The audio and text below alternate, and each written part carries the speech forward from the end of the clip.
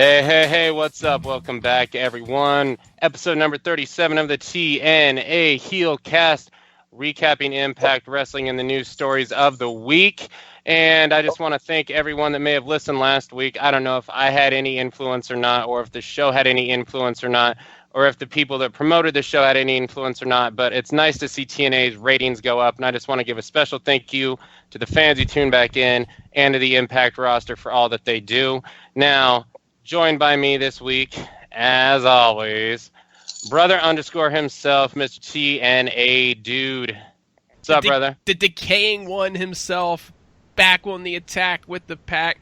I am doing great this week, Raven Effect. I am so excited to finally possibly get some more information about the Billy Corgan lawsuit. I know we're going to get into all that later, but it has just been a crazy, crazy week of TNA news once again. It is, and we're actually going to be able to put the Impact review on the show this week, hopefully. But that's not the only thing we're doing, because we're kind of taking it to the streets this week. I'm talking mafioso. I'm talking TNA Mafia. Join us this week is a guy who has been on Impact Wrestling this year more than Caleb Conley, Marshe Rocket, and Aiden O'Shea combined. Ladies and gentlemen, from the TNA Mafia, my main man, the Chef. Chef, what's up, homie? I'm good, baby. What's really good? Queen's finest here. I'm not going to be able to sit here and throw out the cool shit that dude just did, but I'm here and I'm ready to have a good time. We're happy to have you, man. It's been a long time coming. For those of you that don't know Chef, you can check out his Facebook page, TNA Mafia. Check him out on Twitter at The Chef. And he's on Impact like every week on the Impact commercials. You can spot our boy here in the audience every time, but... you guys ready to get down to the news in the business? Well, I'm looking at it this way, Raven. TNA got their rating spike. The Heelcast is getting its. Mafia style, baby. Mafia style. That it is. I'm trying to wonder now what the fuck just got put in the chat room, but our chat window, but that's sure to boost ratings. I have no idea what chat room you guys are in, but I think I might like to join that one. I think you had something to do with it. So... guys, one thing that happened here is we were talking if Bobby Lashley were to take that TNA World Heavyweight title belt into Bellator and lose this fight that he had coming up with Josh Apelt, how bad it would have looked. Well, I don't know if you guys caught the fight, but Bobby Lashley completely dominated Josh Apelt, took him down, beat the shit out of the guy. The guy kind of claimed, he kind of tried to act like he got an eye poke, but if you watch the fight, he probably just got punched in the eye. There was no stoppage, but Lashley took this guy down, kicked his ass on the ground, put him in a rear naked. Guy tapped out before it was even cinched in. Bobby Lashley dominant in victory. Did you guys check out the fight this week? Oh, yeah. Oh, heck yeah. I don't miss my boy Lashley fighting. I got to tell you something. This Josh Apelt guy, man, he's a punk. He's not all that talented. He's not the guy to take Bobby Lashley out. I think TNA Dude, I'm the guy. I'm the guy that can take Lashley out. I've challenged him before. The challenge is still out there. I don't think he could take me down. I'm not fucking with that. I don't know. What do you think, Chef? You got your money paid for Lashley against TNA Dude?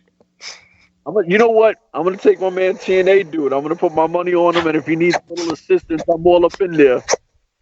Oh, you're all up in there for sure. I know that, man. Nah, thank you, Chef. Thank you for your support. But I think Lashley needs a real challenge, guys. They need to get him in with people that are at the same caliber or better than Lashley. Right now, I think he's protected a little too much.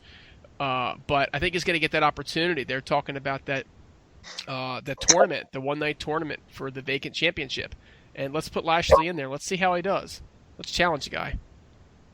And, Lashley, if you guys checked it out, so not only did Lashley ask to get put in that heavyweight tournament, which it's a given. I mean, the guy has been on a tear. When you look at what King Mo, a much smaller guy, did when he fought Chet Congo, who's probably their second or third or maybe fourth at worst best heavyweight in Bellator. I mean, King Mo took him down, wrestled him, and embarrassed him. And Lashley, that's his formula to success. I think the former champion or Matt Mitrione are the ones that are going to give Lashley the problem, but I'd like to see Lashley get that matchup with Chet Congo. But, I want to give props to Jimmy Smith from Bellator because, not only that, but when he asked Lashley what's next to him, Bobby Lashley said that Eddie Edwards was what was next for him. So that was awesome. A good plug for TNA. But during the fight, they mentioned Jerry the King Lawler and all that, but Jimmy Smith actually mentioned that Eddie Edwards is the only guy to have any recent kind of success against Bobby Lashley to start with. And also, he named Eddie Edwards as a TNA World Heavyweight Champion live on that national broadcast. So I do want to give him thanks for that. Plug for TNA. Would you, Chef, did you catch all that? What do you think about that? Helpful for TNA? Oh yeah, absolutely. I think it was a real good shout out. I mean, plus Bobby Lashley's hot as hell, and to have him in your promotion, well, not even promotion, that's a real fighting syndicate, but like to have him to do his thing there, plus TNA, obviously boosts Bellator because of all the TNA fans anyway.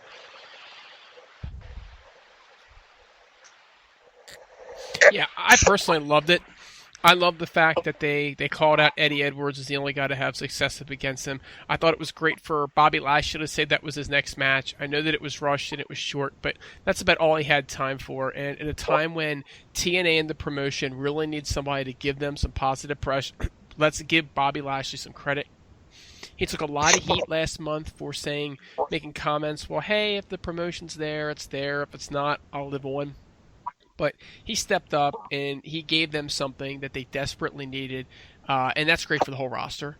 Sometimes, folks, this is not about TNA and Dixie Carter and Billy Corgan. It's about all the folks on the roster that work their butts off to entertain us, and they literally risk their lives, limbs, everything else every time they go out there. And for Bobby Lashley to do that, even in that one comment, yeah, I think it meant a lot. I'm sure Eddie Edwards really appreciates it. Yeah, absolutely. And what the saddest thing is that it took Jimmy Smith and Bobby Lashley in about 25 seconds one night on Bellator and Spike TV to promote TNA more than Spike TV did pretty much the entire time they were on TNA was on Spike TV. But hey, past is in the past. We love Pop TV. But doesn't that make it better, Raven? Doesn't that make it better that they actually promoted the show that left the way that it left and everything else, that they actually, give them their little shout out. It's not hurting Bellator, it's not hurting Spike. Give them their little shout out. I appreciated it, actually. As a fan, it made me appreciate Spike. Oh yeah, absolutely. I mean, I don't know if I appreciated Spike, but it made me love Jimmy Smith that much more, that's for sure, and Lashley too. So it was a fucking feel good moment is what it was, because it was like, okay, I rewound it and was like, okay, I heard all that stuff, and it was just like, thank you, like, finally, let's get some positivity for TNA. And I know my man Chef over here, he's on board with this movement. I know there's some stuff Chef's not happy with, but this guy supports TNA more than anyone I know, so it's good for all of us as fans. And now guys, speaking of TNA and not supportive, so Bruce Pritchard, the guy who was the agent, basically had John Bjork's position during the Hogan Bischoff era of TNA. So he came out this past week, and he claimed that TNA, when he was working for them, garnished his wages and kept the money. He stated they did something that was really bad. I had some financial issues. I love you. And they were supposed to pay back into the government and so on and so forth, and they didn't do it. They garnished things from my check, and they were supposed to pay the IRS, and he says TNA kept the money, or the federal government, whatever it was. He says, correct. Then the government came after me for payment. If I remember right, it said something about, it was either $10,000 or $20,000 that he claims that TNA withheld and didn't pay. So let's go ahead and, Chef, you got any comments or thoughts on what TNA did to Bruce Pritchard and all that? This comment here, this came out.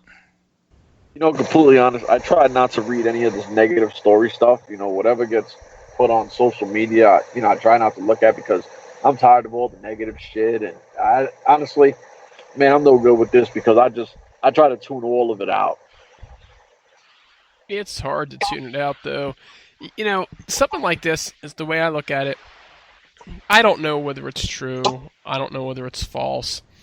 I only know what he said. What it sounds like happened is that TNA withheld federal income taxes and then never paid the federal government, and he wound up with some issues because of it.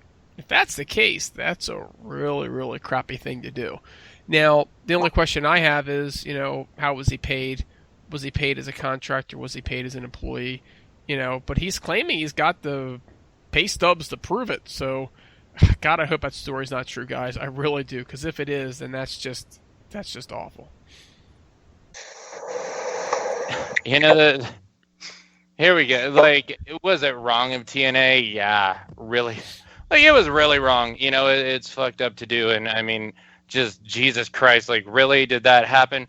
But here's the thing, like, okay, they fucked you out of 10, 20,000. How much money did you fuck TNA out of, Bruce Pritchard? Because if I remember correct, you kind of sucked the fucking life and this guy is the most underrated and overlooked reason for the downfall of TNA ever. Like, this guy did more fucking damage than Bischoff by far, but everyone wants to shit on Eric Bischoff. But this guy, like, you put him up there, there's Dixie, there's Pritchard, there's Hogan, there's Gaburick. There's the top 4 cancers in this company. Like, this guy was the one in charge of aces and eights, but was like, oh, fuck it, all their contracts are expiring. Let's throw them on a group and just let them fall the fuck out of the line, and we'll bring in Tito Ortiz, and that'll be good. Like, this guy was shit. He really messed up the product. The quality of wrestling went down. Brother, I don't love you at all. Take your red face back.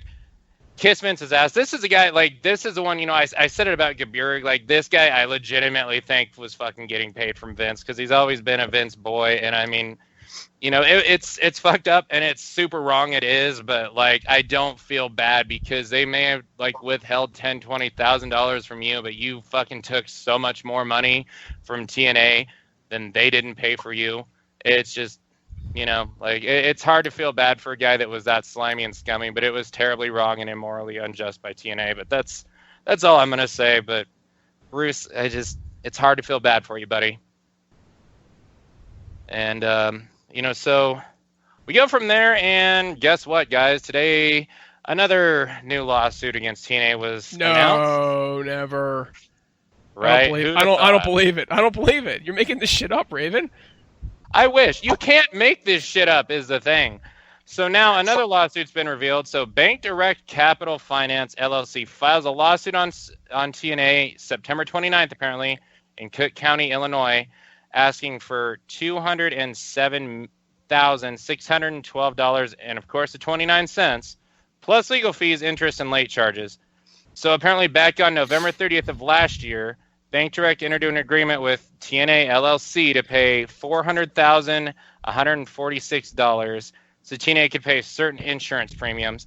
So TNA agrees to make 10 monthly payments of the $41,032.45 pocket change, of course. Kidding. With the first payment coming November 13th of last year. As of September 2019, TNA had paid almost half of the suit, but was still over $207,000 behind. TNA Dude, thoughts? I mean, that's better than they're doing with Billy Corgan. Amex would be happy to have that 200 and some thousand that they've already placed out, right?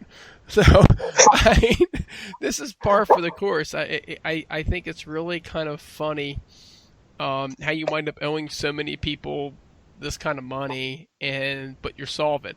If you look at it in the grand scheme of things, a couple $100,000 here, a couple $100,000 there, sounds like a lot to a normal person. But when you're running a business, and you know you've got the expenses that business has, not really a ton of money in any one location. So you can understand how the debtors would allow them to get to those numbers before stop the presses and see what's going on. But you know, you've got Dixie running around saying, we're solvent, we're good to go.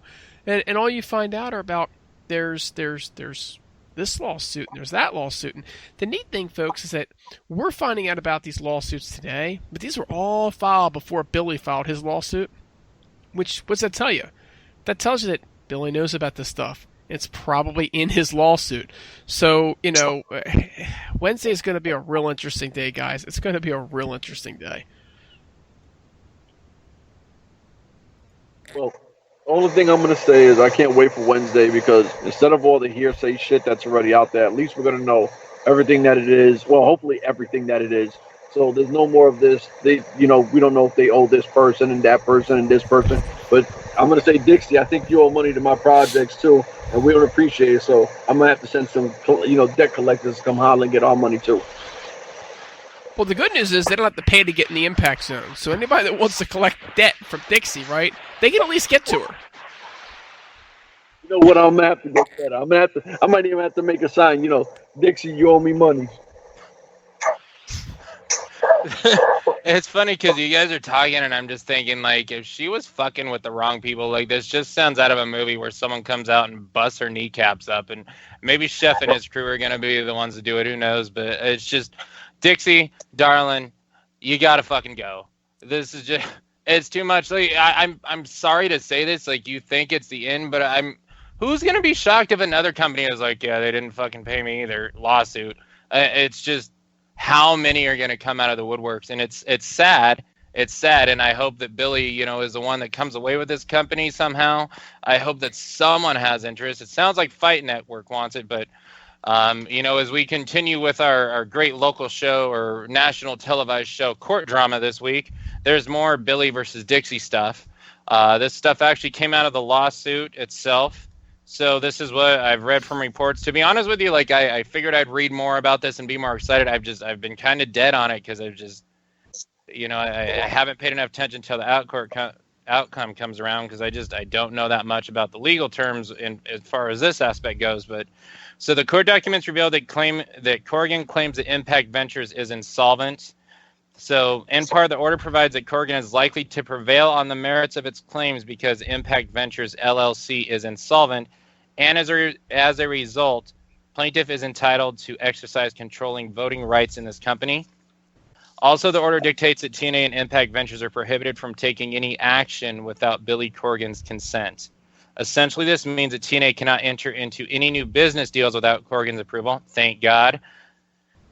And it says, additionally, neither side of the litigation may sell TNA or its tape library until ordered by the court.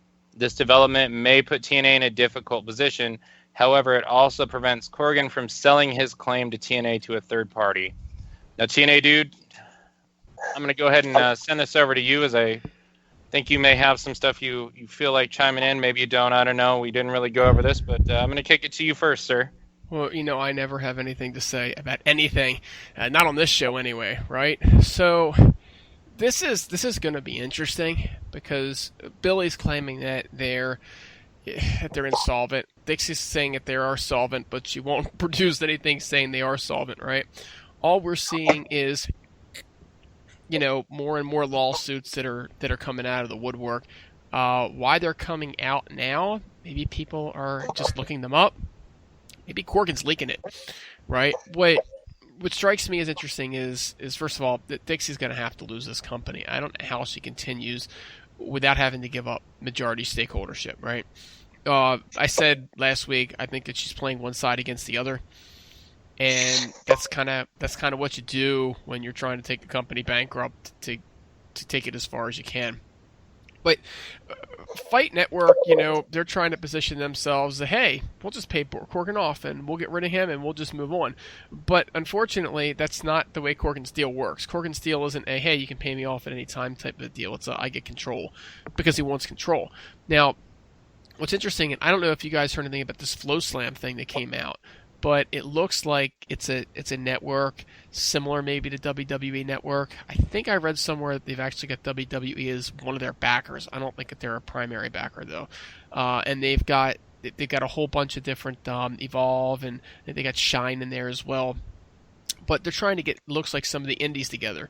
And you guys know I've said several times that I thought that the wave of the future was to have a network where you had a lot of independents working together, and that was the way that they'd be able to compete against WWE. Now, we're still a couple years away from that becoming a reality, just with the way the TV is working.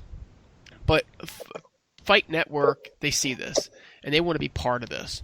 And so they feel like if they have TNA and all of TNA's content, that puts them in a position to be a player. So that's what they want. They want TNA, they want the tape library, but they also want the new content, so they can be a player in this market. And what we're going to see is this Flow Slam. We're going to see Fight. We're going to see probably another one that we don't know yet, fighting to compete with WWE. I mean, that's where they want to be. So it's going to be very interesting. It's going to come down to the court and how this is all worded, which none of us know. It's why this is pure speculation. And, what defines solvency in this case, right? Obviously, you have to be able to pay your bills, but what period of time do they have to be insolvent for? Is it just a one moment in time if they're insolvent, Billy gets it, or is there kind of some kind of a window where Dixie gets an opportunity to get herself in gear, and then has that window expired and passed if there isn't?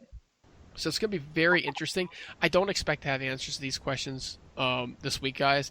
I know there's going to be a hearing, but the hearing is going to be, whoever loses, right? They're going to fight it, and they're going to appeal it, and it's going to drag out. What needs to happen, though, and this is the deadline for everybody, they've got another set of tapings coming up, right? They're going to be doing the Hardy compound. I think we can say that at this point. Matt Hardy's been all over the internet promoting it. So that's December. They have to have money to do that. So they can't wait forever to try to get this sorted out to be able to get the money. Yeah, it's who knows? It's a lot of this stuff doesn't make a lot of sense. And of course, you're right. We don't know the full story yet. More stuff is going to come out, and it's going to be interesting. Obviously, everyone just hopes that things work out the best for TNA, the company, the roster with Pop TV, all of that. It almost sounds like everything Dixie has been doing business-wise kind of violate the restraining order. So I mean, and we hear stuff like it sounds like the Fight Network, I believe, it sounded like they were really, really, really trying to purchase TNA or to get control, which that's good. It really is. I don't know if they keep Dixie around because that doesn't sound like the best, but I saw an interview I don't know if it was an interview or a quote, but it said hey, TNA is really, really important to us. For our company, they're a big thing that we have interest and focus in, and they generate a lot for us, and we want to make sure that it keeps going. We're very invested and interested in that. So, that's a plus. It's very refreshing and good news to hear. I heard someone say that 2017 tapings are taken care of too. So it sounds like there is a TNA for next year. So fans tuning out, tune the fuck back in, and tell your friends, tell your kids, hide your wife. People trying to rape them out there, lock them in and have them watch Impact on a Thursday instead. But, I mean, look, it sounds like Billy almost has her dead to rights. She's kind of screwed up pretty much everything, and it almost sounds like she's got to give control up to one or the other. I don't know how true that is or what it is. I hope that's the case, but, look, we're just reading into things that we don't know completely about. But, yeah, hope that is the case. But, speaking of Impact, we had an Impact here. And our boy Chef was actually there. Now, the first match we had something to start the show that we'll talk about right before we get to the actual main event. But good job, Robert Irvine. We had, for all of those that were saying that Moose wasn't a good acquisition, I just want to say I told you so. Look, we had a fast-paced matchup. I'm going to kick it over to Chef. We had Lashley defeat Moose. You were there in person. We saw Moose just fly over the top ropes. Chef, thoughts on Lashley versus Moose, my man? Oh man, it was one of the craziest matches. Two big guys like that, they move. I mean, these guys are fucking amazing. You would think two guys like that would be kind of stiff or whatever. This guy jumping over the fucking top rope was like, I just remember people being quiet, like, what the fuck is this crazy bastard doing? I mean, I don't give a shit what anyone says. I don't care how ROH booked them. I don't give a shit about none of that. Moose's body of work in TNA has been phenomenal. I mean, he's one of the most over people in wrestling. People who didn't even know at first in the Impact Zone who he was. After like 10 minutes of him, you got everybody moosing up. Don't matter who he goes against. Everyone's moose. I mean, guy is fucking phenomenal. Serious match. Lashley's the beast, though. I mean, and this is why, once again, I kind of have an issue with how Lashley lost. Because look what Lashley just did to a monster like that. It was fucking amazing. I don't know. I don't want to keep getting jaded on the Eddie Edwards thing, but this is an amazing match. Lashley he's a machine. I don't know. I can just keep going on Moose's athleticism. A guy that big jumping up, drop kicking people on the top turnbuckle. It's amazing. I mean, I don't know what to say. So Chef, you're in the Impact Zone, right? I mean, you're there every single show. Explain to our listeners up close and in person, exactly how incredible of an athlete is Moose. I mean, you've seen a lot of guys throughout the Impact Zone over the years. How many guys have you seen do some of the things that he does? Ooh. You know what? At his size, none. Like, I don't think I've ever seen anybody do what he does. I mean, I don't care who. I don't know. I've seen so many guys, but nobody. He just, I don't know. I can't put anybody with Moose. Moose is just, he's kind of like those once, once a millennium guys. Like he just, if you can't appreciate a guy like that, this, I mean, I don't know how it looks on TV because even though it looks awesome, but being there and watching this guy, I mean, this guy is fucking massive. Like, I mean, my chest is like the size of this guy's fucking arms, and he's amazing. I mean, enjoy the guy, enjoy him for as long as we got him because God knows what the hell's going on with TNA, but just pay attention and see greatness because this guy's a future champ. Like, I don't care what anyone thinks. He's definitely someone that, I mean, you can even say he might even be the next face of the company. I could totally buy that. You know, I've always said Moose was a guy who was a little green, unlimited upside potential. Unlimited upside potential. He is, and I've said this before, he's in the right spot in TNA. The ROH guys, they're too small. TNA, they're willing to push him, and they're willing to let him do what makes him Moose. If he went to WWE, they wouldn't let him do the things that he's doing in TNA. Okay? They'd shove him in NXT, they'd beat him down. But TNA, and this is the great thing about Billy Corgan, he's taking people and he's utilizing their strengths, and he's accentuating their strengths. And he's not worrying about their weaknesses. And Moose's weakness right now is he still needs to get better on the mic. Well, of course he does. He hasn't had that much experience. But you know what? They're able to hide that weakness by not giving him huge talking segments. And guess what they're doing? They're bringing him along. His talking's already improving. This man is high-flying and he's powerful. It is a completely lethal combination. Speaking of lethal combinations, Raven Effect, Lashley and the torpedo spear that he's debuted since Bound for Glory against EC3, that thing is just sick as well. I mean, here we are, we're praising Moose for being an unbelievable athlete, but Lashley's still a total beast, and he's given it 150% in the ring. And this guy over the last couple of years is the most improved wrestler in a 2-year period that maybe I've ever seen. I'm not going to dispute that. I mean, look, maybe we just fucking take Lashley for granted because we know how good the guy's gotten. I mean, he's the real deal. And if you watched him in Bellator, I mean, this was the kind of thing I talk about his promos. They just seem real. And when you listen to the guy talk, he sounds the exact same. He's got that confidence, that swag, that I'm going to go out there, I'm going to beat the shit out of you in a really small amount of time. He just was genuine and didn't play a little bit of that heel role. And it's like the guy is legitimately, like, he's just being himself out there, and it's flowing fucking perfectly. And the thing is, like, when we talked Moose, when the potential to get Moose was coming around, like, you and I made a sales pitch, you know? Like, we had people, and people, other fans, other people that I respect their opinion more than, like, just as much as anyone's. These are two people I respect the hell out of, like the Count and Old School Heel. Neither of them were very big on Moose. There were a lot of people that weren't big on Moose, and I was saying this guy, for his size, can do some fucking things that people his size can't do.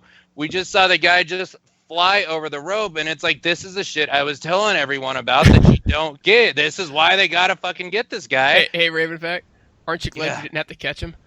Shit. Aren't you glad it was Lashley and not you? I'd be squished. Oh, I mean, I can still take Lashley, but I'd be squished. And the thing, like, this match, my complaint with this match is, okay, not enough build, and it could have been bigger than it should have, and it was too short. But look, these guys, these big fucking guys, in that short match, this match was so fast-paced for guys that size. These guys went balls to the wall, non-stop, fast-paced, and it was really friggin' good. You know, for the short amount of time they went, two massive-ass heavyweights, two super heavyweights just went all fucking out, and it was awesome. It was a good-ass match. Hey, Raven Effect. Yes, Ready sir. for it? The 2016 Mega Powers. Just imagine these guys could be they could be friends and foes over the next 5 or 6 years. And imagine if they turned into Mega Powers like Hogan and Savage did. Imagine who's going to beat them? Ain't nobody going to beat them. I know exactly who's going to beat them. Zeus. Zeus. I was thinking your Nana, but what do I know? Debo, the team of Debo and Smokey are gonna be the ones that fucking come out and take those mega powers down. What was Macho Man and Zeus's name for that time? They had their little clique name. Oh, beats the crap They out of took me. out Hogan and Beefcake at SummerSlam. What was it, 89, 88? Good shit. WWF, you used to be good. Fuck you now. But anyways, sorry for getting out of line there, E-fans. Let's move around because speaking of stuff that used to be good, we've had this group, the DCC, these mask guys. Is it DDC or DCC? DCC, am I right, guys? DCC, yeah. There we go. Now, so these guys have came out. They've had these masks on, and so there's this. We get a little promo here. We saw last week where they talk about bringing some greatness back to TNA, or so. Like, I can't remember. It was basically like kind of saying the company sucked and they were going to bring the good stuff back, quality back to Impact. But so we get another one of these commercials, and now we don't see Josh Matthews acknowledge it or anything. But Chef, do these things air in the Impact Zone when they're on the screen? Well, only the DCC things were coming up. Like I don't know. Like obviously later you had Tyrus talk to Cheryl. They didn't show that. Like a few things they'll show. Most of the time the backstage stuff they don't show. Gotcha. And then, I mean, they aired the Tyrus commercial again. Like, they actually put the guy on TV this time, thankfully. But I don't know if it's thankfully, but do you see that in the Impact Zone? Like the Tyrus commercials, the Fixer or whatever? They only showed that like before the event happens, when you come in like a half hour early and you're just standing around. They'll throw like last week matches and a few of those stupid Tyrus commercials or whatever. But once the show starts, you barely see anything backstage. You just see what happens inside the ring. Gotcha. So we got some answers there. So look, these guys say that there's going to be chaos tonight, and we'll talk on that more in a little bit here when the chaos actually ensued. But what we had next was the Broken Hearty, or no, actually before that we had the Facts of Life. So EC3 interrupts, but we had Eli Drake with his guest Aaron Rex. Now Aaron Rex kind of been a guy that kind of been taking some heat, not only for the dirty tactics, but I mean, when we go to the internet wrestling community, I mean, there's been a lot of people kind of down on Aaron Rex. TNA Dude, what do you think of this segment here with Aaron Rex? And we'll talk EC3 in a minute here. You can count me as one of the people that's been down on Aaron Rex. I thought he came in, and I thought he was great in that initial promo that he did. And I think he's been kind of boring ever since. Not really sure, what his strength is. Apparently, he's supposed to be a guy who's quote-unquote entertaining. So if that's the case, then maybe he should be a little more entertaining. That having been said, the Fact of Life was a little bit different this week. Eli Drake, he had his own set, and those dubbed-in laughs. Chef, did you hear the dubbed-in laughs in the crowd? Or did you not see any of this? No. I didn't hear none of that. None of those laughs or boos or cheers. We didn't hear none of it. Yeah, it was intended to be Bush League. So when we say it was Bush League, it sounds like we're killing TNA, but creative wanted it to sound Bush League. Eli Drake says, "I didn't like you when you got here, but I like you now because you have no shame in that game." And he left Drew Galloway in the rearview mirror because he was inferior. And those two, they kind of went back and forth with it. In the end, Aaron Rex is claiming he's the guy because he beat Eddie Edwards, who's now the heavyweight champion. And then the next thing you know, EC3 interrupts, and they go to break. I mean, it was fairly entertaining. I mean, I like Eli Drake. I like EC3. I thought that Aaron Rex was pretty decent in here. So they had a lot of good, solid talent in this. At the same point in time, I don't think I'd want this every week, guys. No, I mean, like you were saying with them dubbing the sounds, but it also gets me because there's a lot of chants that you won't even hear. Like one of my guys, he'll scream at the top of his lungs. He goes, "When I say dummy, you say yeah." He goes, "Dummy, we all say yeah." And I mean, we're screaming at the top of our lungs. There's like 15, 20 people screaming. I've never even heard it once on TNA. I'm like, wow, they be dubbing out a lot of things. Like some of the guys I boo, the camera guy's standing right next to me, and you don't even hear it. So I don't know what TNA is doing with whatever, but they do dub out a lot of crowd noise and stuff like that. And I don't know. It's pretty bad. But Aaron Rex, to me, Aaron Rex is just looking a little sloppy though. There's a man who needs to do some sit-ups. He looks like he's not having fun anymore. Like he came in on fire. He came in talking shit. He came in like, I'm gonna do things my way. And now he just kind of feels like it just seems like he's coming off real blah. Like he's just mailing in his bullshit.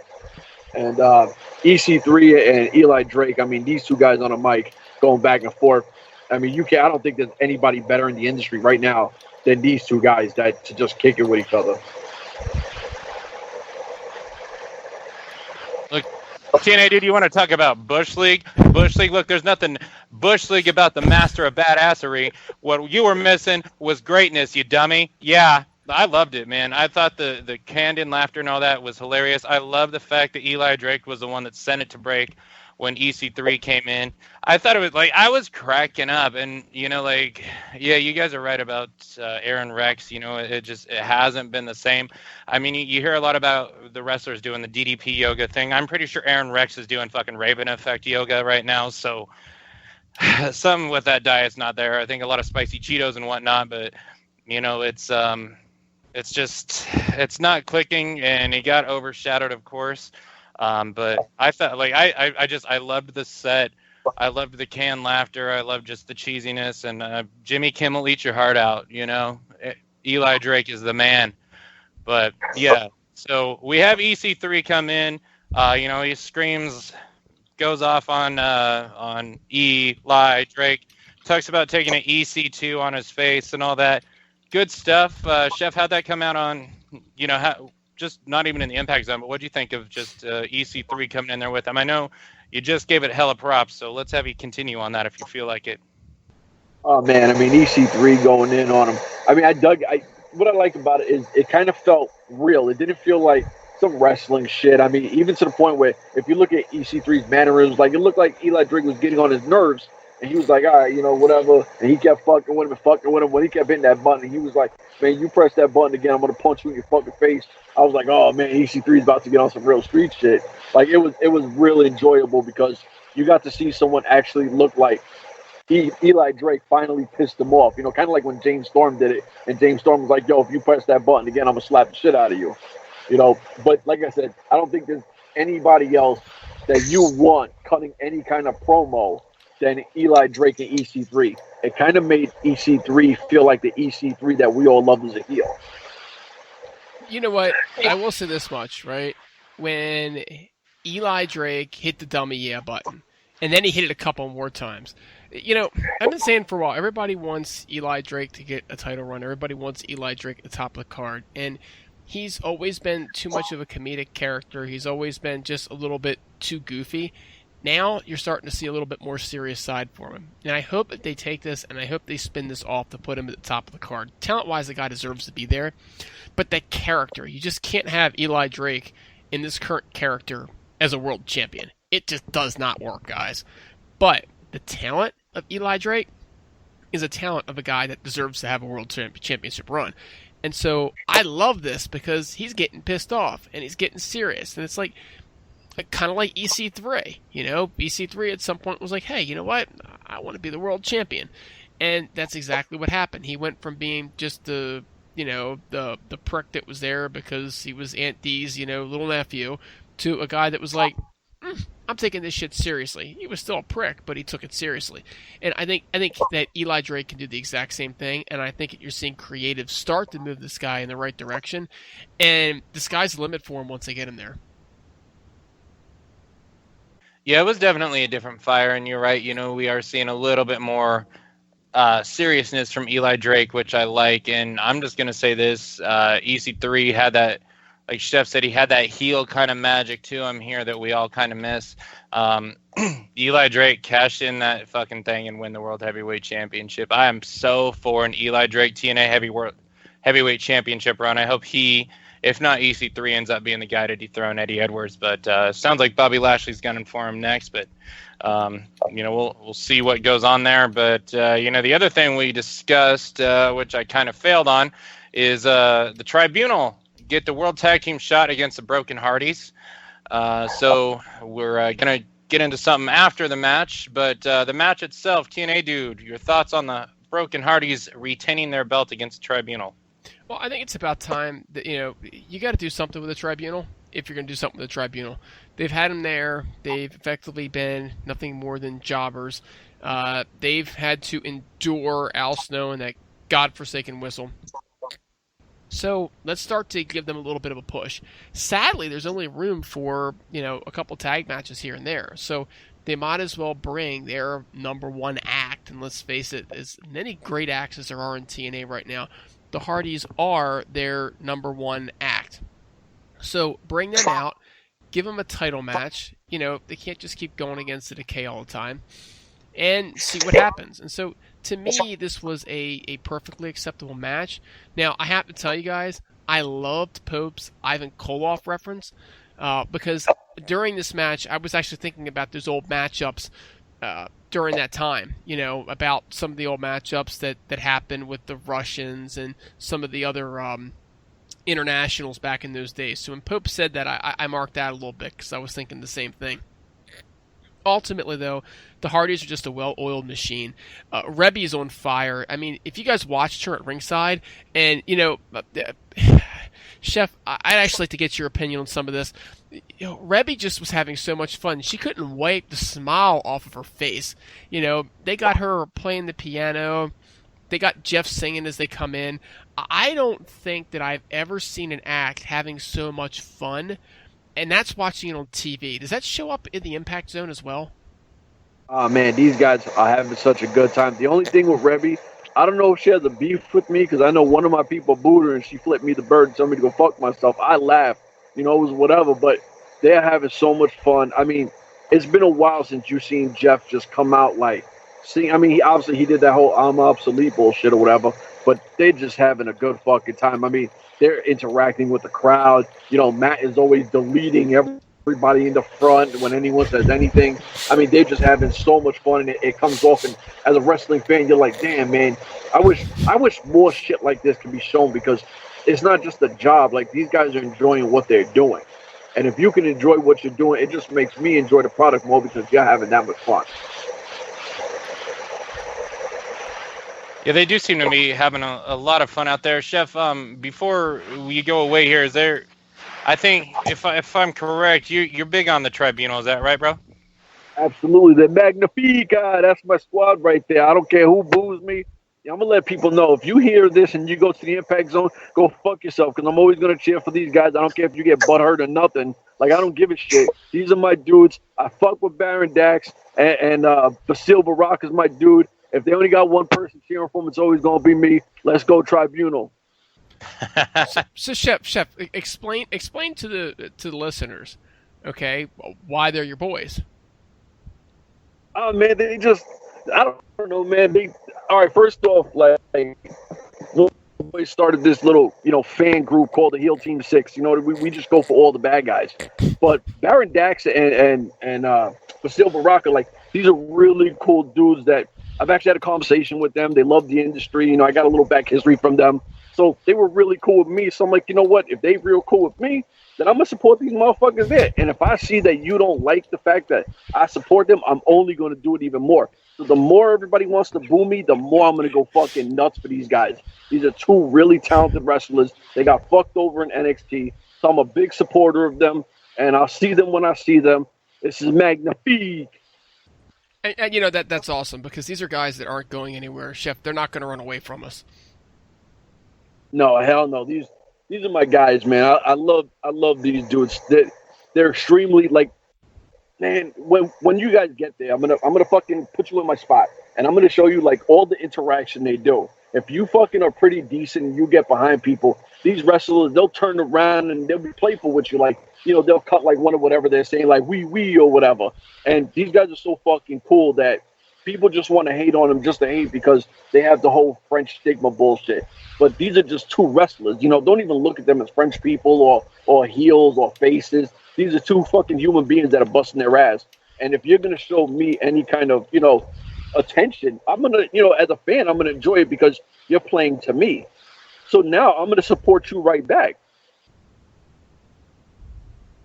Yeah, absolutely. And look, I mean, we've heard people down on the tribunal and say they don't know about it. Like, Chef isn't the first person, and I'm talking recently. Chef is not the first person I've heard with a legitimate opinion who can say that the tribunal can actually go out there and go. And look, they proved it. They had a good match with the Broken Hardys. Like, of course they're not going over. It's the Broken Hardys. I just want to say how much I love the Broken Hardys, because I know that shit got cut out of our last show. But Matt and Jeff, I love what you guys are doing, especially Broken Matt. You're giving me all sorts of inspiration to say ridiculous shit all day at work. So thank you. No one knows what the hell I'm talking about, so I don't look like a big wrestling nerd on top of it. Just comes off funny. So appreciate that.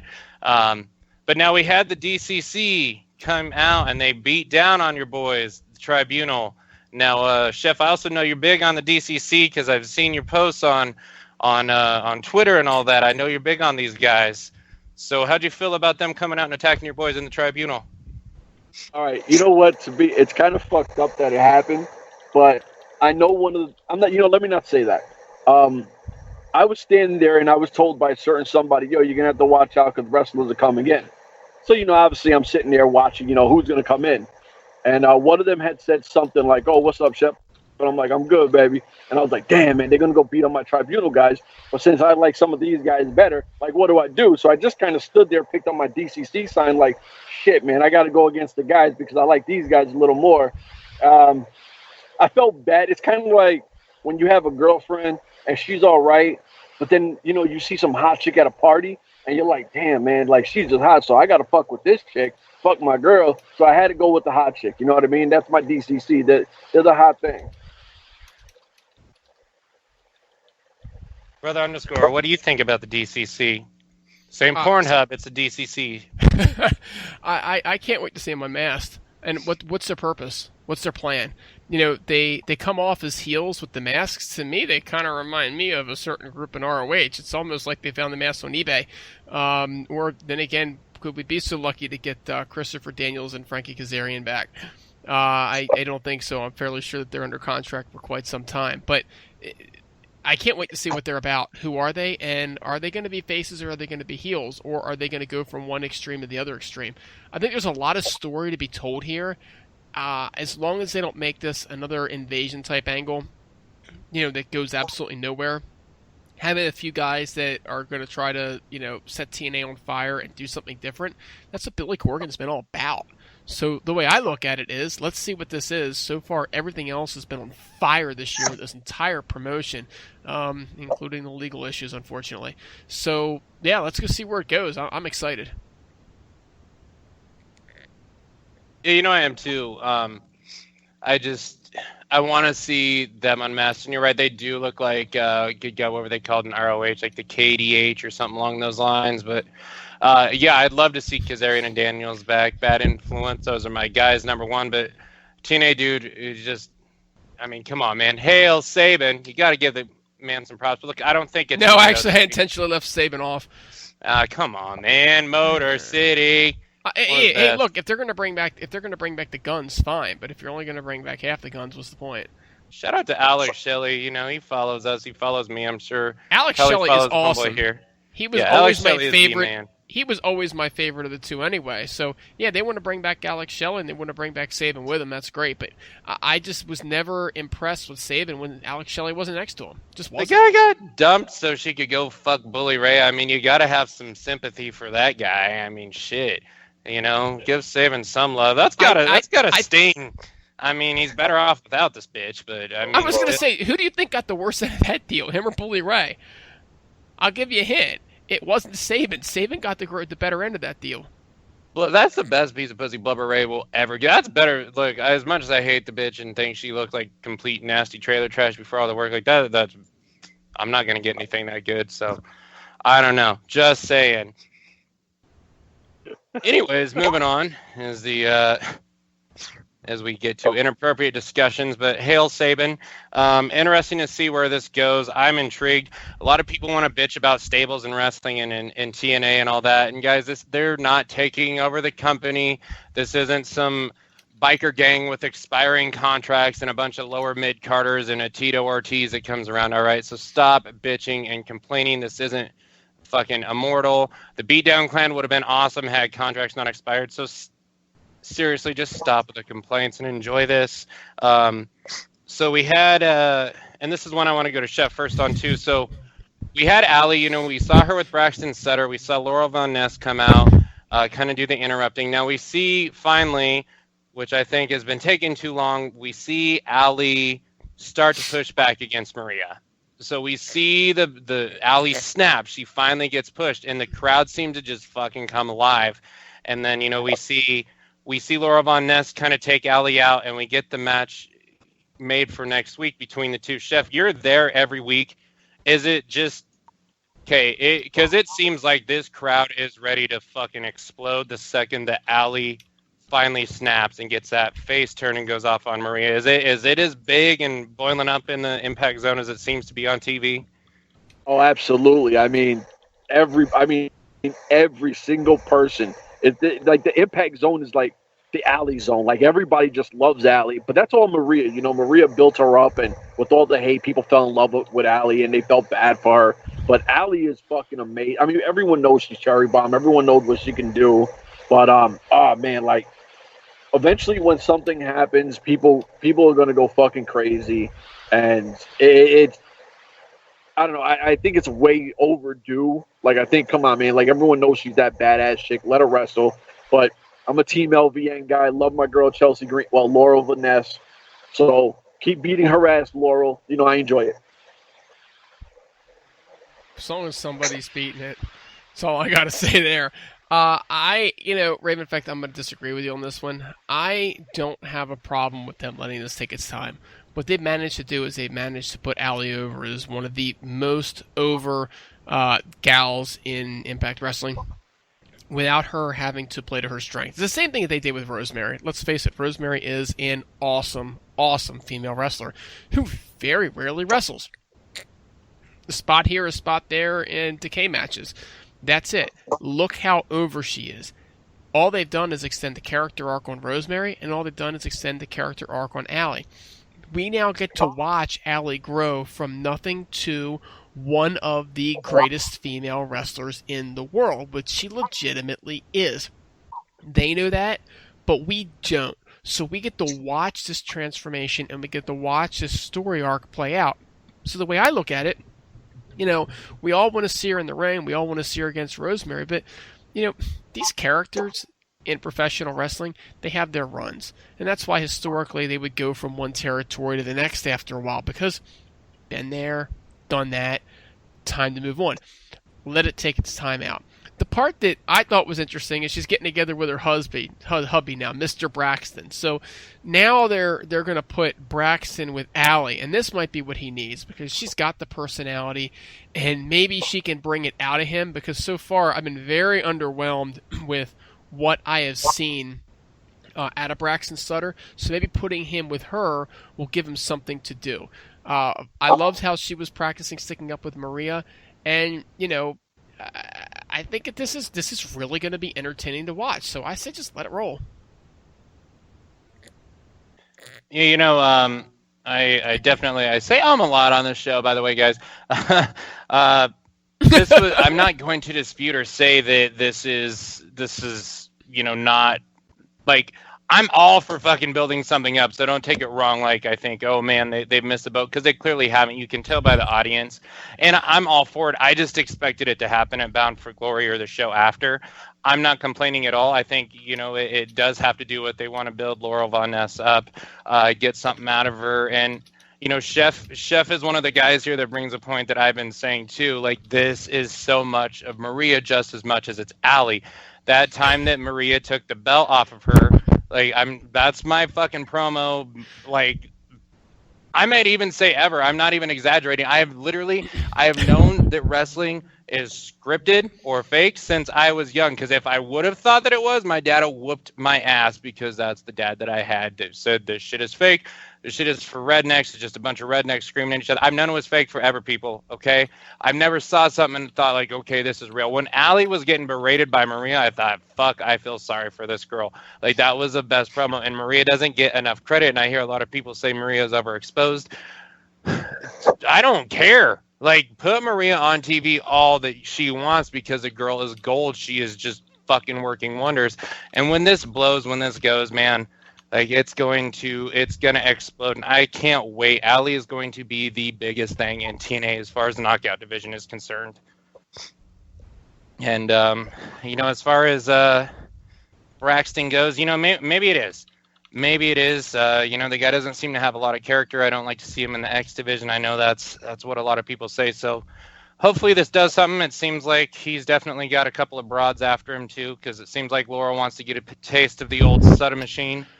But we'll see who he goes with. Now, we talked about the Tyrus commercial earlier, and they actually brought Tyrus in this week. It showed him kind of having an alliance with Shera or whatnot, as Shera went out and took on my man, The Miracle, with his stunning wife, Maria.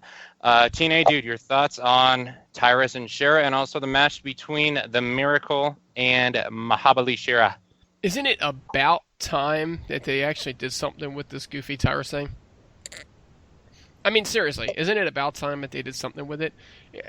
I have no idea where they're going with this fixer thing, but I'm glad that they've actually decided that they're going to put Tyrus on TV, because they've only been teasing it in segments for months now. We haven't seen the guy yet.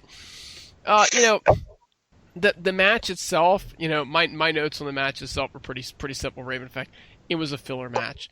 Mahabali Shera is an Indian, and they have a big contract with Sony 6. And so they need to try to put Indian talent on the show. And quite frankly, they should. They should do this. I'm all for this, because that's how they got to protect the money that's coming in. I wish that they would find more talent. I wish they would find a little bit better talent, mind you, but I wish that they would. So I don't have a problem with it, but this was pretty much a way to get Mahabali Shera on the show to satisfy Sony 6 and that contract. And they managed to get Mike Bennett on the show, because right now, Mike doesn't have a whole lot to do, so they put him on. This is a filler match, not that big of a deal. Tyrus is supposedly going to fix Mahabali Shera. I would say if he was going to fix him, somebody would have done it already. But all in all, again, this is a match which is showing up right toward the end of the show, and the in the main event, which is where Shera typically winds up. Again, you're satisfying Sony 6, and if that's what it takes, great. That's what you do. I mean, I agree. It definitely was a filler match, but at least Mike Bennett got a win. I mean, we haven't seen this guy win in months, so I don't really care who he beats as long as he wins. I like Mike Bennett. He's another guy who people were like, oh, man, Mike Bennett is not the shit. A lot of people were down on Mike Bennett. Mike Bennett's a fucking awesome wrestler. I mean, his wife is smoking hot. He don't even got to say shit because she's so good on the mic. I love Mike Bennett. I mean, this, like I said, at least let this guy win, because he was the first domino that kind of fell for, getting a Moose, then Aaron Rex, then Cody Rhodes. He was the first guy that we got that. We were like, oh, shit. So, good W, filler match. I mean, you can't get too excited when, Shera comes out, you already know Miracle's going to win. So you're like, yeah, all right, beat his ass. Let's get this over with. What's next? Yeah, absolutely. Look, I love Mike Bennett so much too. I mean, he was a big acquisition, and everyone that said, "Oh, he wasn't shit in ROH," Mike Bennett's not. I've literally seen trolls call Mike Bennett not a talent and stuff like that. Dude, get the fuck out of here. This guy is a Who star. said that? What kind of an idiot would say that? Do I need to drop his name on here? Probably not. But I mean, you have to be an idiot to not say that. Yeah, he kind of bites venomously. No, that doesn't count. That doesn't count. Yeah, I ran off a TNA Asylum. I'll just say that, But we've seen garbage as much as that. But Mike Bennett is such a star, and a little bit of improvement out of Shera at times. So it's all right. It is what it is. But the thing that I want to say is I'm happy to see this, everyone. I'm happy to see a match without a bunch of build on free TV. I know people in this day and age of pro wrestling, it's like, oh my God, why would you put a match on the air that didn't have any meaning or just to it? It's because every match, just like every fight in the UFC, every fight in boxing, every fight anywhere in a pro combat sport is a chance to get you closer to the world title, the reason that you are in the business or industry. So when people complain about random matches, why is this match happening? To get closer to the fucking title, that's why. So I just want to put this stipulation to bed because I'm tired of it. This is how wrestling was built. This is how wrestling went years and years ago in the days, just because WWE is just watered down television so much with so many hours of programming, and you're clinically conditioned to think you have to watch the same match 87 times in a feud doesn't mean that this is how wrestling is supposed to be. So thank you, TNA, for being that refreshing. So, guys, we move on from there, and we have DJ Z out doing an interview with JB about this World or Team X Gold or whatever. I still don't understand what the fuck it is or what the payoff is, but he was interrupted by Rockstar Spud, who says he has his new team coming out, and that'll be debuting next week. And here's the question I have, and I know Chef will know. So, Chef, if you do remember, when Rockstar Spud came out and interrupted, did they play his theme music at the Impact Zone when this happened? Because it went silent. Yeah, I don't think they even played it there because there was a few mess ups. Like there was even one where Madison Rayne had a match and she called out for somebody else, and Jade's music played, but somebody else came out and they were like, "What the fuck?" There are times where TNA makes a mistake and then they just have no music, like because they're playing the wrong music for the wrong person, and this person already is walking down to the ring.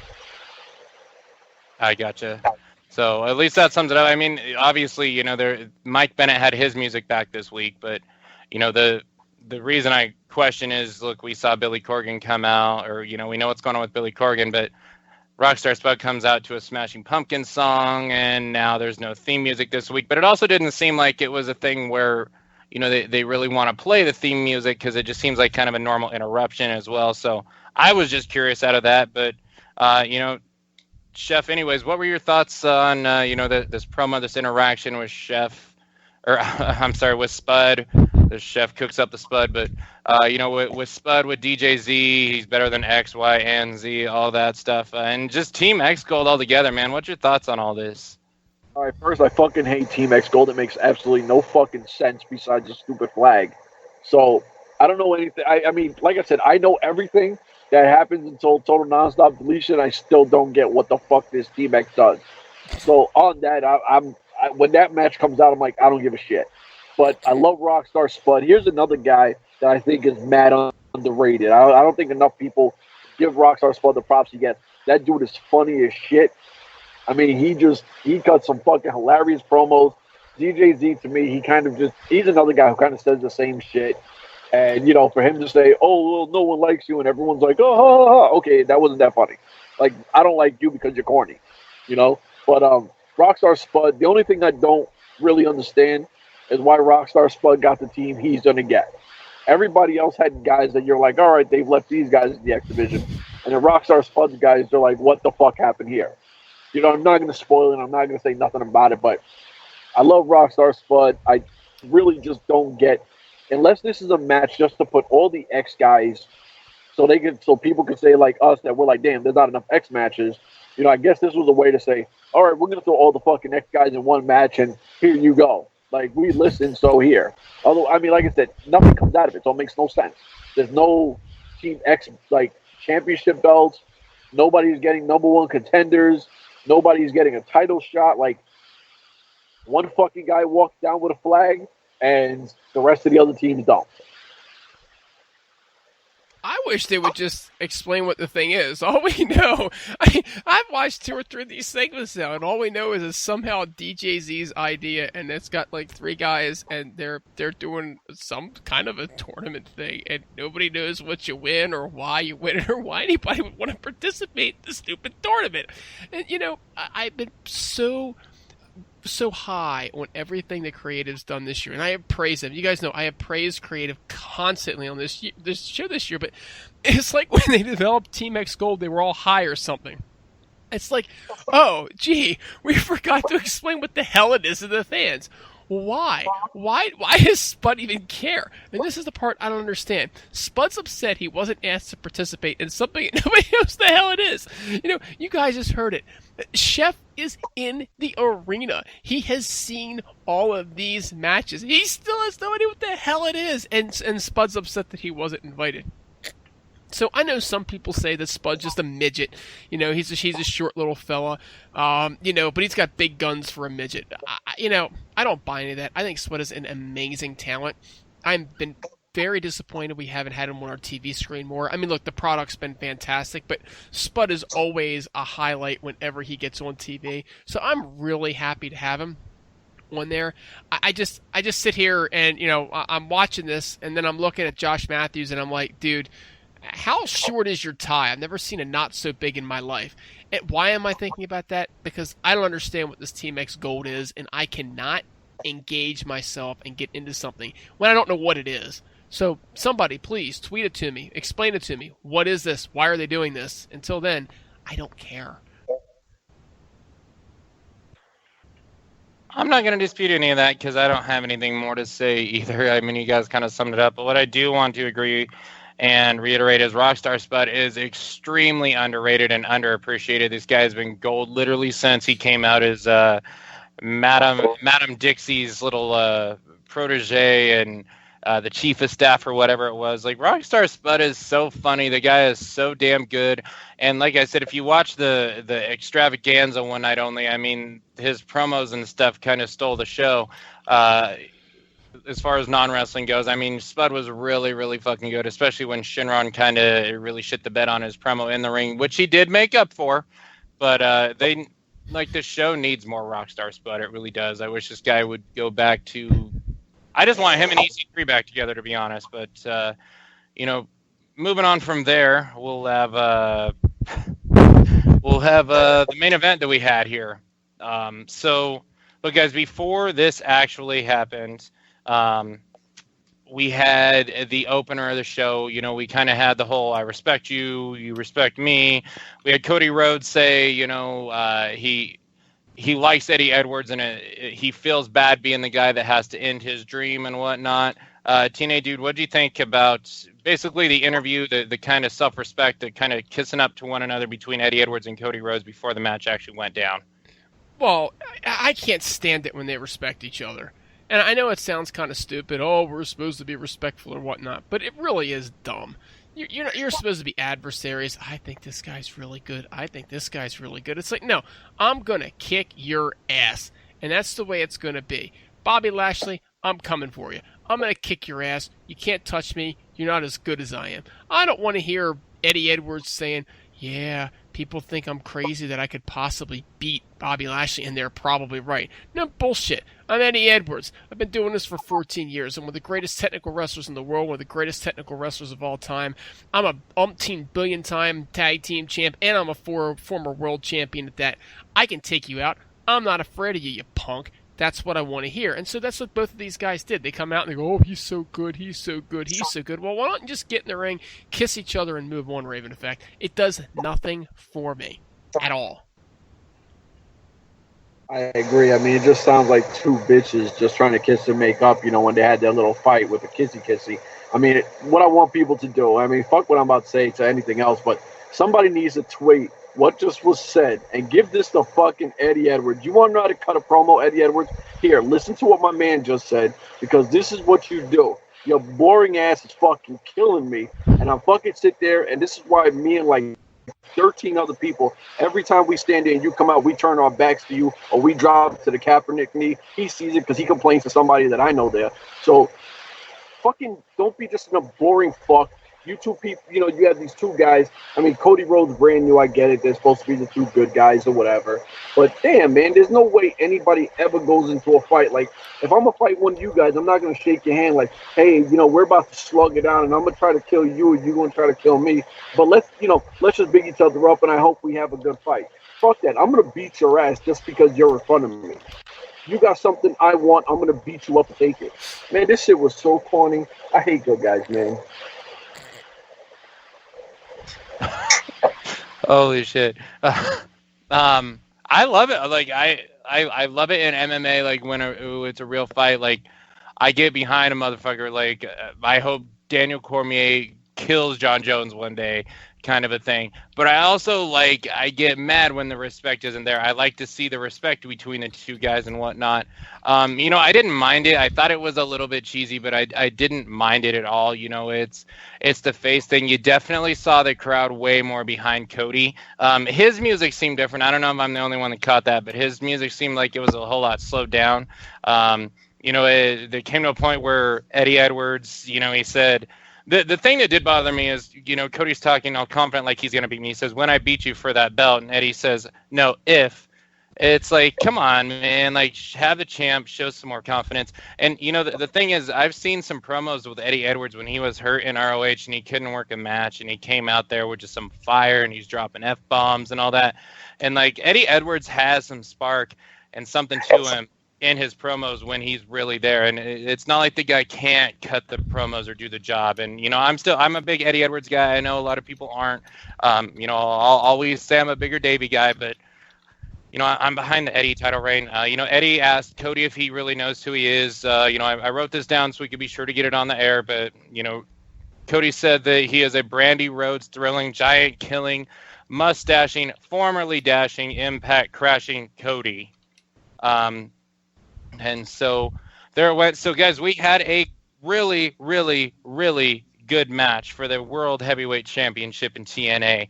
Eddie Edwards retains against Cody Rhodes. The only thing I didn't like about it was the finishes. I think they could have made their champion go over stronger on a guy who's on his way to work for ROH for a while.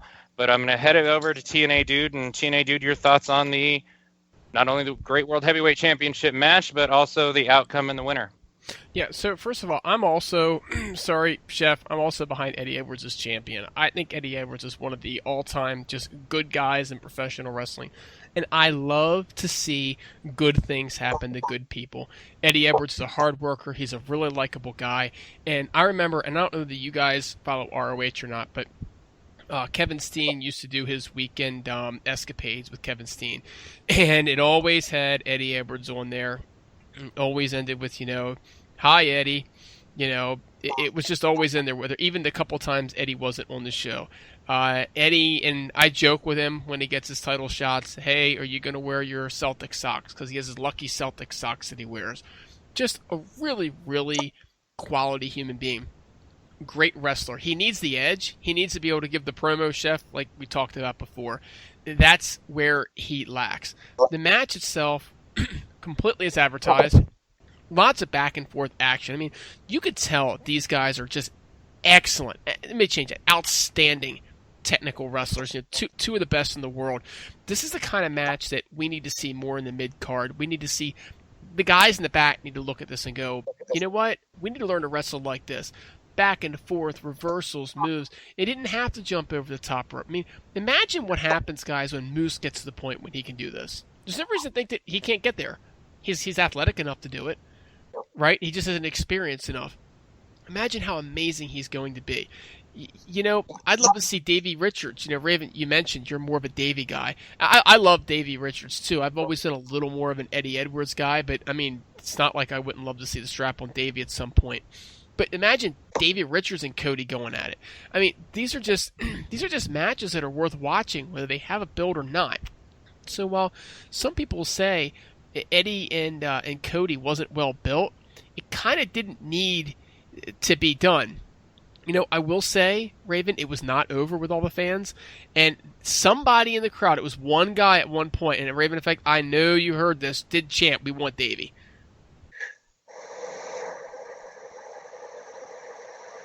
Of course, I set the plant on that one. Was that you? I was me. I set the plant. But Chef, did you hear the chant when you were there in the Impact Zone? Oh yeah, I heard the chant. I was even sitting there like, "Oh shit, this is crazy!" Like, what the fuck? I mean, let me say, I don't got a problem with Eddie Edwards. And this is what I've told a few people because there's not enough fucking characters on Twitter. Because I got berated by people that are like, "Wow, you're just an Eddie Edwards hater." Absolutely not. Outside of TNA, my son has met Eddie Edwards mad times, and he's always like super nice to my son. Don't matter what he's doing, he'll take a picture. He's one of the nicest human beings I've ever seen. Now this is obviously a celebrity because we love wrestling, so these are the people we cheer for, or boo, whatever. But as a man, he's a really fucking nice guy. It's not like I have any ill will towards him.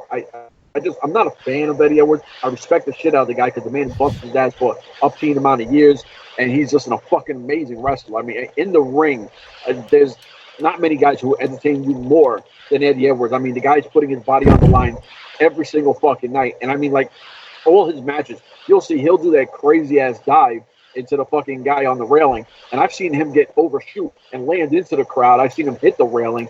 And here's a guy who keeps doing it, day after day because these tapings are day after day. And he's just killing himself. So I respect the shit out of him. I'm bored, like he bores me so much with his talking that when he is there to perform, I'm like, man, I can't get behind this guy because he just, he's killing me on the mic. But these two guys, it's like, I agree with everything you said. They have a fucking amazing match. If anyone tries to tell me that this match didn't entertain you, if you don't like Eddie Edwards, if you don't like Cody Rhodes, if you like wrestling, any person with their right state of mind will tell you that this match entertained the shit out of them. I try to be super anti-negative Eddie when I'm there because, I'm always booing him. Even at the end of the match, I'm clapping for this fucking guy, even though I want to boo him just because of the match he put on. Like, these fucking guys are amazing. I don't care what anyone says. These guys they're top-notch talent. Yeah, it was a great match. It really was, and I've been down on Cody a little bit because I wasn't that big on the guy when I was actually watching the WWE. I've always been big on the American Wolves and the Wolves. But man, this match kicked ass. I watched it a second time, dude. Like, it was fucking badass. Like, it was really good. Like I said, I would have liked to see Eddie get a more decisive win, especially when the guy is going off to work for Ring of Honor, and you just don't know how Ring of Honor is going to book the guy. So you want your champion to like legitimately beat him, not kind of like the, what was it, a suplex off the top or off the ropes at least. I can't remember if it was the top or the middle turnbuckle. But, with Eddie kind of swooping over and getting the 3 count. But, so when we talk about Cody leaving and heading to Ring of Honor and doing a bunch of other things, it seems like a rivalry's not over because we saw at the end, we saw the handshake, the respect, the love there between the two. We saw Brandy get in there as her man's music was playing. And then we saw Maria pull her down and get a shot in. So the show ends with Mike and Maria kind of getting the last laugh. Like, this rivalry is not over with Cody and Brandy Rhodes. Chef, what are your thoughts on the continuation of sorts between Mike Bennett and Cody, and also we're throwing the women in there now? Yeah, no, I like it. Brandy's just a fucking gorgeous chick. I mean, it's hard for me to even pay attention to her wrestle because I just think she's so fucking hot. But, for Maria to take a shot at her, obviously you can build something versus Maria versus Brandy.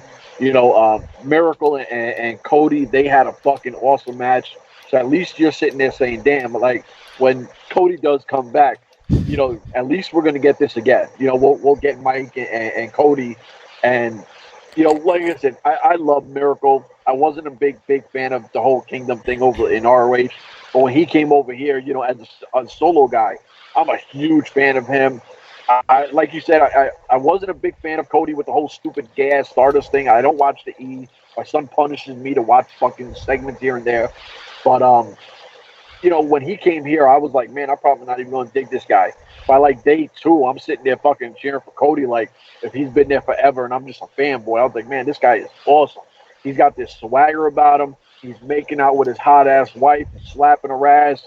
I mean, the guy is fucking hilarious. I'm happy for this. You've got 2 power couples that they're building up, right? And so I think it's great. The one thing that I'll say is, I never watched Cody Rhodes because I don't watch WWE. I just don't. I've been impressed with his ability. I like the way that they're using him. They haven't made him out to be a superstar because he's not, under an exclusive contract. But what I've been most impressed with, guys, is Brandy. And yes, we all know she's gorgeous. You can't hide her looks, nor would you want to. But just her mannerisms, she is so genuinely excited to be there. Now, Chef, please don't ruin it for me, but you're there in the impact zone. You have a better feel for this than we do. Is Brandy as excited and as positive and happy in the zone as she looks like she is on TV? Oh, absolutely. And it's wild because there's things that, that they don't show on TV. Like Maria always is playful with kids. She's always fanning kids. Brandy's like hugging people in the crowd. Like she's laughing. She's having a good time. She's high fiving. Even if she takes a beating, as soon as the camera goes off and she's heading up the ramp, she's high fiving. If a little kid is saying something, she's like, "Oh my God, thank you," blah blah blah blah blah. Like she looks like she's having a fucking great time, man.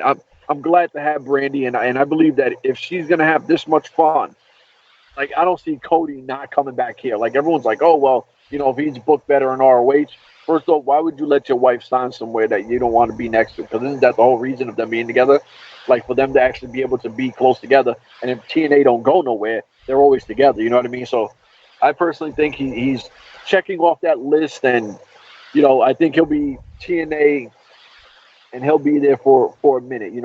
His wife, she never got to really do anything, and now she ain't coming in here to be some hot chick on a microphone. She's out here to wrestle, and she's actually better than what people think. That's all I'm gonna say.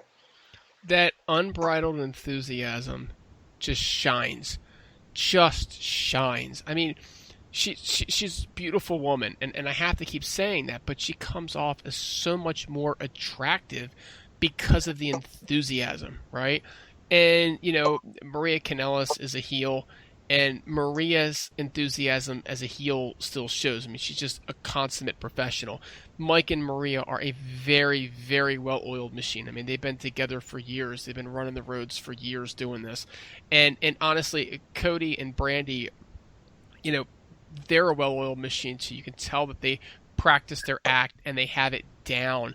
And they're just so excited that the energy that they exude is just greater than the individuals, the way that they carry themselves. So to see these two go at it, it's like it's going to be two power couples, and I'm looking forward to this feud being. And we've talked about Mike and EC3 and how they say, hey, look, we're going to be feuding for years to come. And they've kind of set that up as that these two guys are going to just be going against each other. Well, you know what? Mike and Maria, Cody and Brandy, there's just another one. So all I'm saying is that I've just been so impressed with her, and I'm so impressed with Mike and Maria. The only negative I can ever say about Mike and Maria is that they break kayfabe constantly by being such nice people. It's hard to knock somebody for being nice and being genuine, but really wish they'd be more pricks, you know what I mean? But it is nice to hear that Maria's taking pictures with kids and doing stuff like that. I mean, just what quality human beings on both sides of that, and I'm really excited to see what they give us because I know it's going to be gold. Yeah, I'll tell you, they're both a whole lot more impressive than fucking Brock Osweiler is at football, that's for sure. Just lost some fantasy things because he can't distribute the ball to Lamar Miller, DeAndre Hopkins, or Will Fuller, but, anyways. But see, that's okay because my opponent has DeAndre Hopkins in this particular game, so I'm all right with that. Yeah, I've been forced to start Osweiler in a dual QB league because I had some bad matchups and all that, so that's even better. But hey, what's getting my ass kicked? Anyways, this is she totally seems like she wants to be there, man. And like, I don't care if her and Maria don't have a good match. I do agree with Chef. Like, I think she's going to be better than what a lot of people expect. Chef has seen it firsthand. First we've heard of it. So, I mean, obviously we're all going to be the judge for our own and all that. But the thing is, guys, Maria may not be like some top-notch wrestler, but I am convinced this girl can make anything work and get anything over. I am that impressed with Maria Kanellis this year. Cody Rhodes has made me a fan in a couple of days when I wasn't at all. I just think the guy's doing amazing out there. Like, the only thing I'm going to say is if Cody Rhodes is walking away and he's going to Ring of Honor, don't take your guy who has been here since January, who has really escalated and become a star. The guy who got the first clean pinfall on EC3, man, put Mike Bennett over. Don't put Cody over on Bennett before he walks out the door and goes somewhere else on TV where everyone can see. I mean, I know that the business has changed, but some of us are still kind of old school about it. But, I want to see Bennett go over. His wife's going to be there, so it's hard to think Cody's not going to come back. But that's my thoughts, and I look forward to this again because Mike Bennett and Cody Rhodes, sign me up. I will watch this all the time. Anything with Maria, sign me up. The girl's gold. But I think that's kind of a bit of a wrap. I don't know, TNA Dude, do you have anything else you want to chime in? Let Heelcast Nation know. I don't know, man. I think we've had a great show. I think there's been a lot to talk about. I just want to make sure that Heelcast Nation sticks with the show, watches it, supports all the phenomenal talent that we talk about every week. Those guys are out there. They're busting their chops for you. They're busting their chops for us, the fans. Let's give them what they deserve, their respect. Watch the product. Enjoy the product. It is a very enjoyable product if you just get past some of the off-screen issues. And let's hope that we can get this stuff resolved and have a really wonderful 2017. Absolutely 100% agree. Chef, before you go, which we thank you so much, man, it has been an awesome pleasure. It's been amazing having you here, getting a whole different perspective. Chef, any last thoughts you want to say, any message you want to get out off the air to Heelcast Nation, or anyone from the TNA Mafia that follows you, my man? Oh, I mean, nah, it's all good because you know what? Believe it or not, I'm just having a good time. I had a lot of fun doing this.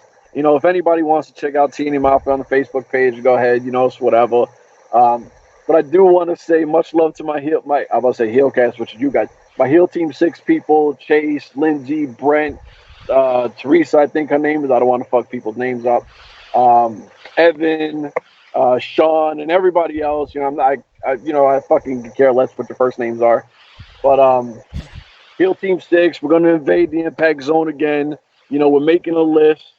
And much love to my big homie Bram. Absolutely. So Chef, can you throw out that Facebook page? Did you know what the link is? Oh, man, honestly, my son made it. It's my son's page, and he's so busy with school that I had taken it over. I just know you can find it by putting TNA Mafia on Facebook. And what about Twitter? Where can we find you on Twitter, buddy? Oh, man, at Chef_TNA Mafia. Follow me, like me. If you don't like me, fuck you, mute me. You know what, guys? I want to say, for those of you that don't know Chef or don't do the Twitter thing, man, this guy it's been a pleasure to have him on here, and I was glad TNA Dude was behind this, and you actually brought it up to me first, because, this guy supports TNA more than anyone we know. We see him in the Impact Zone. He's on TV, but, this is the thing is, I had an encounter with Broken Matt Hardy back in the days, and I had people coming up telling me, why do you hate TNA and want TNA to die, and on and on and on and on and on. And this fucking guy here was the one that actually stood up and said, hey, shut the fuck up. This guy doesn't hate TNA. This guy's a real fan. And, Chef, I'm always grateful and in debt to you for that. And, I definitely appreciate it. We've always got your back. We're glad you have ours. It's been a real pleasure having you on. Hope our listeners enjoyed it as well. So, I'm going to sign off here for the week. Heelcast Nation, thank you for listening. On behalf of Raven Effect, TNA Dude, brother _, and our special guest for the week, the Chef from TNA Mafia. Ladies and gentlemen, thank you for listening. Check out Impact Wrestling this week. It's going to be another great show. Thank you for bringing up the Impact Wrestling audience as well, too. Have a great week. Peace out, everybody.